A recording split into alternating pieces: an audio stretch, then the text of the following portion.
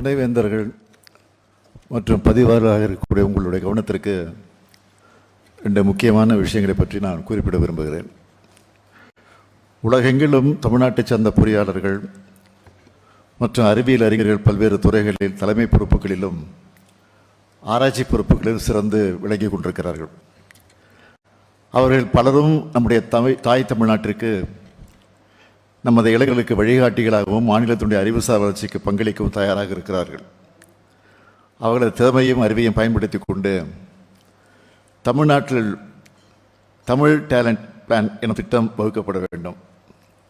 அதன் மூலம் அயல்நாட்டில் உள்ள நமது தமிழ்நாட்டை சார்ந்த அறிஞர் பெருமக்கள் பங்களிப்போடு நமது கல்வி நிறுவனங்கள், ஆராய்ச்சி நிறுவனங்கள் ஆகியவற்றின் செயல்பாடுகளை மேம்படுத்த வேண்டும்.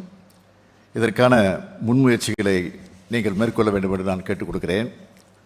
அது மட்டுமல்ல, தற்போது அமெரிக்காவில் அந்நாட்டு அதிபர் மேற்கொண்டு வரக்கூடிய பொருளாதார மற்றும் வேலைவாய்ப்பு கொள்கையினால் ஏற்பட்டு வரக்கூடிய மாற்றங்களின் காரணமாக அந்த நாட்டில் இருக்கக்கூடிய நம் மாநிலத்தை சார்ந்த திறமை வாய்ந்த பொறியாளர்கள், அறிவியல் அறிஞர்கள் தாய்நாடு திரும்பக்கூடிய வாய்ப்பு ஏற்படக்கூடும்.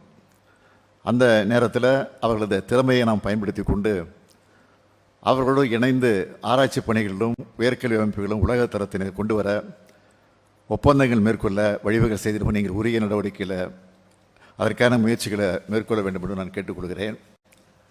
அடுத்து முக்கியமான ஒரு கருத்தை உங்களிடம் சொல்லிக்கொள்ள நான் விரும்புகிறேன்.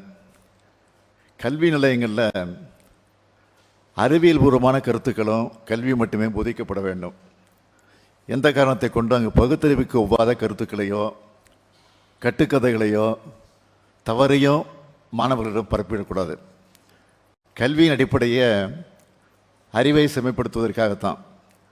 அறிவியல் ரீதியான உண்மைகளையும் உயர்ந்த மானுட பண்புகளையும் போதிப்பதுடன் மாணவர்களுடைய சமத்துவத்தையும் சமூக சமநீதியையும் கற்பிப்பது தான் உங்களுடைய தலையாய கடமையாக இருக்கணும். பிரிவினையை தூண்டக்கூடிய கருத்துக்களோ நடவடிக்கைகளுக்கோ கல்வி நிலையங்களில் இடமில்லை.